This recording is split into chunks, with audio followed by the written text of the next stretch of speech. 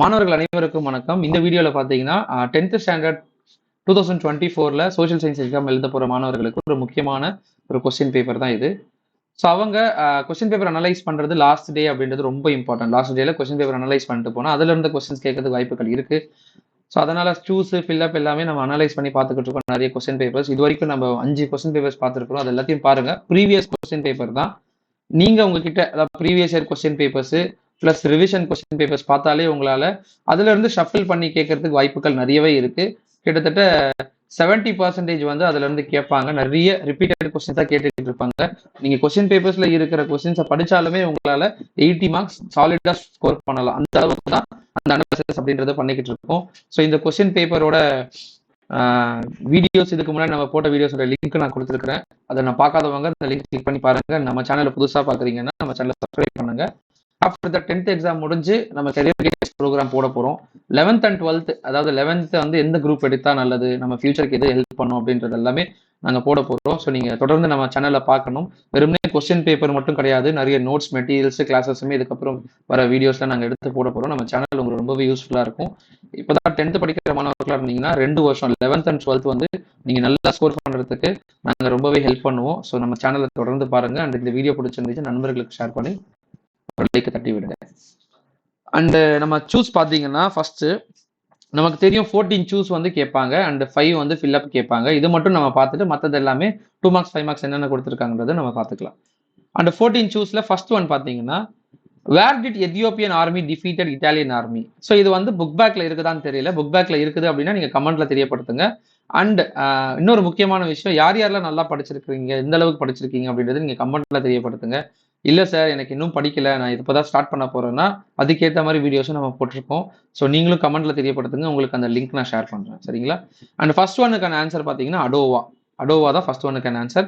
Second one பாத்தீங்கன்னா ஐக்கிய நாடுகள் சபையின் பட்டய சாசனம் கையெழுத்தான யுஎன் சார்ட்டர் வந்து எப்போ சைன் பண்ணாங்க அப்படின்னா June 26, 1945. ஸோ இப்போதான் வந்து இந்த டேட்ல தான் அந்த யுஎன் சார்ட்டர் ஆக்ட் வந்து ஸ்டார்ட் பண்ணாங்க. சத்யார்த்த பிரகாஷ் அப்படின்ற புத்தகத்தை எழுதினவர் யாருன்னா சுவாமி தயானந்த சரஸ்வதி. சரிங்களா? ஃபோர்த் ஒன் பாத்தீங்கன்னா the context in which Chota Nagpur Tenancy Act was passed இந்த யார் வந்து பாஸ் பண்ணாங்க அப்படின்னா முண்டா ரெபல்லியன்ல தான் பாஸ் ஆச்சு. அண்ட் ஃபிஃப்த் ஒன் பாத்தீங்கன்னா அசர்ஷன் அண்ட் ரீசன் கொஸ்டின்ஸ் வந்து சம்டைம்ஸ் கேட்கறதுக்கு வாய்ப்புகள் இருக்கு. அதனால நீங்க டைம் இருந்துச்சுன்னா படிச்சிருங்க. இதுக்கு முன்னாடி நீங்க படிக்கல, இதுக்கப்புறம் தான் படிக்க போறோம் அப்படின்னா தயவு செஞ்சு படிக்காதீங்க, விட்டுடுங்க, டைம் வேஸ்ட் பண்ணாதீங்க. ஸோ மேக்ஸிமம் வந்து both A and R are correct, R is the correct explanation of A தான் வருது. ஸோ புக் பேக்ல இருக்கிறது அதுவே நீங்க மேக்ஸிமம் சூஸ் பண்ணுங்க. ஒன்று மட்டும்தான் போத் ஏ அண்ட் அந்த A and R are correct, not is explanation of A அப்படின்றது கொடுத்துருக்காங்க. அது ஒன்று மட்டும் பார்த்துக்கோங்க. மற்றது எல்லாமே ஆப்ஷன் டி தான் வருது. ஸோ எது கேட்டாலுமே இதை எழுதி விடுங்க. ஏன்னா நல்லா படிச்சிருக்கிறவங்க கரெக்டாக சூஸ் பண்ணி எழுதுங்க. அதர்வைஸ் இல்லை நான் இதுக்கப்புறம் தான் அந்த அசர்ஷன் ரீசன் கொஸ்டின் படிக்கணும்னா இந்த ஆப்ஷன்ஸே நீங்க சூஸ் பண்ணுங்க. Both A and R are correct and R is the correct explanation of A. ஓகேங்களா? ஸோ இதில் ஆப்ஷன் பார்த்தீங்கன்னா இதுதான், both A and R are correct, R is the correct explanation of A தான் இதோட ஆன்சர். சிக்ஸ்த் ஒன் பார்த்தீங்கன்னா pick out the odd one. இதுல lake சம்பந்தமா கொடுத்துருக்காங்க. Kolleru lake, Vembanad lake, Chilika lake, Pulicat lake. இதுல கொல்லேரு லேக் மட்டும் தப்பு. இது வந்து புக் பேக்ல இருக்கு. Golden revolution is related to the production of. Golden revolution அப்படின்னா ஹனி. ஓகேங்களா? கோல்டன் ரெவல்யூஷன் தான் honey. The national institute of wind energy எங்க இருக்கு அப்படின்னா சென்னையில இருக்கு. இதெல்லாம் புக் பேக் தான். உங்களுக்கு புக் பேக் படிக்கும் போதே தெரிஞ்சிருக்கும் எதெல்லாம் புக் பேக், இந்த கொஸ்டின் பேப்பர் பார்க்கும் போதே தெரிஞ்சிருக்கும். இதுல நீங்க இது வந்து புக் பேக்ல இல்ல, புக்கிங் சைட்ல இருந்து கேட்டிருக்காங்கன்னா நீங்க கமெண்ட்ல தெரியப்படுத்துங்க. Retreating monsoon winds pick up moisture from bay of Bengal. Okay. So disaster management, the disaster emergency contact number அப்படின்னா 1077 தான் அவங்களுக்கு கான்டாக்ட் பண்ண போறிய நம்பர்.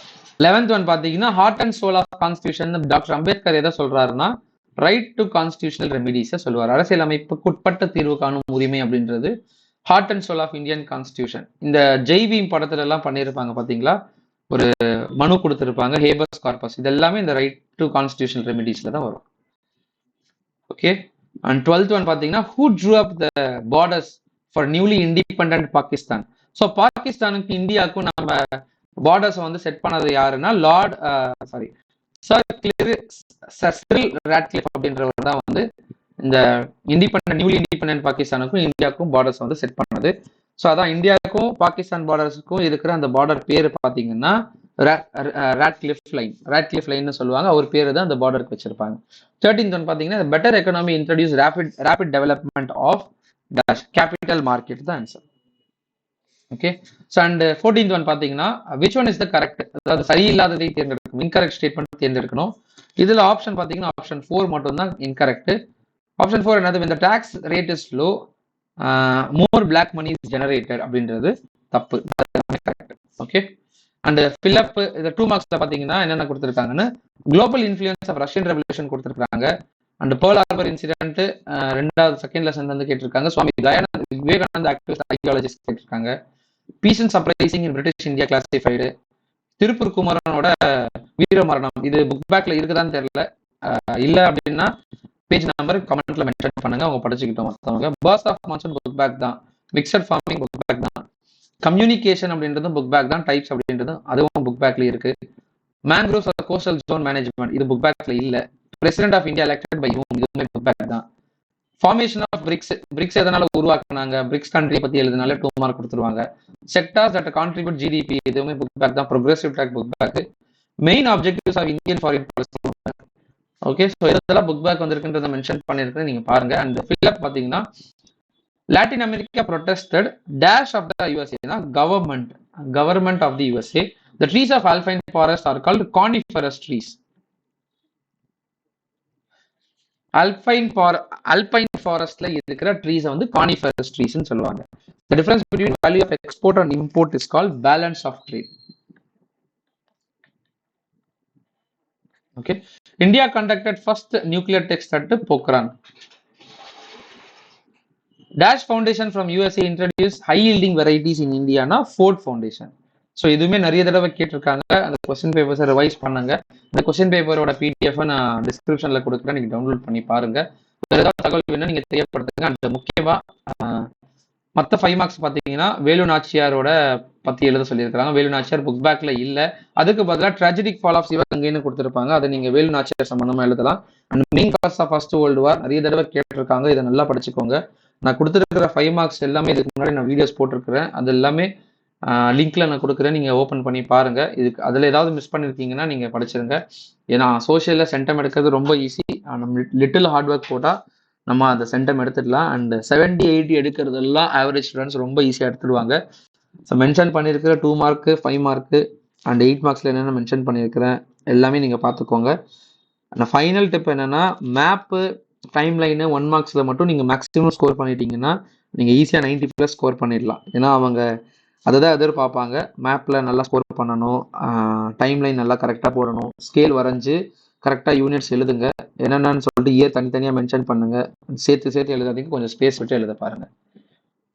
அண்ட் டிஸ்டிங்கிஷ் பிட்வீன்ல agro based, mineral based, road based கேட்டிருக்காங்க. ஈஸ்டர்ன் காட்ஸ் இஸ் டிஸ்கண்டினியூஸ் ஏன் அப்படின்னு கேட்டிருக்காங்க. அதுவுமே பார்த்துக்கோங்க. 5 மார்க்ஸ்ல பார்த்தீங்கன்னா ஆக்டிவிட்டீஸ் ஆஃப் யுஎன் இதுவுமே கேட்டது தான். Causes for the failure of great rebellion. So நம்ம சொன்னோம் இல்லையா 1857 ரெவோல்ட் கேட்பாங்க. அப்படி இல்லைன்னா 1806 ரிவோல்ட் கேட்பாங்க. ஸோ வேலூர் ரிவோல்ட் இல்லைன்னா 1857 ரிவோல்ட் கேட்பாங்க. நீங்க பார்த்துக்கோங்க. Eastern and western coastal planes வந்து புக் பேக்ல இருக்குதான் தெரியல. இல்லை அப்படின்னா நீங்க கமெண்ட்ல தெரியப்படுத்துங்க. அர்பனைசேஷன் புக் பேக்ல இல்ல, அதுக்கு பதிலாக குளோபலைசேஷன் தான் இருக்கு. ஸோ அர்பனைசேஷன் புக்கிங்ல இருந்துச்சுன்னா ஒரு தடவை பார்த்துக்கோங்க. கவர்னரோட பவர்ஸ் இதை நீங்க பார்க்கணும்.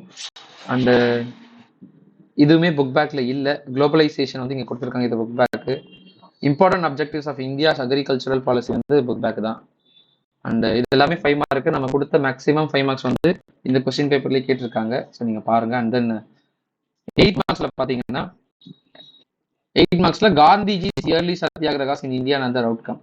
ஸோ இது எப்படி எழுதலாம்? சப்போஸ் இந்த மாதிரி கொஸ்டின் கேட்கறாங்கன்னா காந்திஜியோட எந்த விஷயம் வந்து அவரை மாஸ் லீடரா காட்டுச்சுன்னு சொல்லிட்டு ஒரு கொஸ்டின் இருக்கும். அதை நீங்க எழுதி வச்சா கூட உங்களுக்கு 5 மார்க் 8 மார்க் கொடுப்பாங்க. ஸோ இதுக்கு ஈக்குவலண்டா சப்போஸ் நீங்க படிச்சது எதுவுமே வரல அப்படின்னா அதுக்கு ஈக்குவலண்டா இருக்கிற அந்த சம்பந்தமா இருக்கிற இன்ஃபர்மேஷன்ஸ் எழுதினாலுமே உங்களுக்கு 7 to 8 மார்க்ஸ் கொடுப்பாங்க.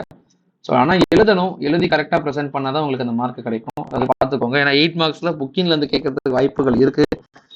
அதனால நீங்க கொஞ்சம் கேர்ஃபுல்லா அட்டென்ட் பண்ணணும். புக் பேக்குமே ஓரளவுக்கு கேட்டிருந்தாங்கன்னா பை லக் நீங்க எழுதி மார்க் ஸ்கோர் பண்ணிடுங்க. ஸோ வேற ஏதாவது தகவல் வேணும்னா கமெண்ட்ல தெரியப்படுத்துங்க. நாளைக்கு எழுத போற எக்ஸாம் ப்ராப்பரா எழுதுங்க. ரொம்ப கேர்லெஸ்ஸா எழுதி விட்டுடாதீங்க மார்க்கு. ஏன்னா கஷ்டமோ ஈஸியோ அது வந்து கடவுள் விட்ட வழி. நீங்கள் நல்லா ப்ரிப்பேர் பண்ணீங்க, நல்லா எழுதுனீங்கன்னா உங்களுக்கு நல்ல மார்க்ஸ் ஸ்கோர் பண்ணுவீங்க. ஸோ நாளைக்கு எழுத போகிற எக்ஸாம்ஸில் எழுத போகிற ஒவ்வொரு மாணவர்களுக்குமே எங்களுடைய வாழ்த்துக்கள். தேங்க்யூ.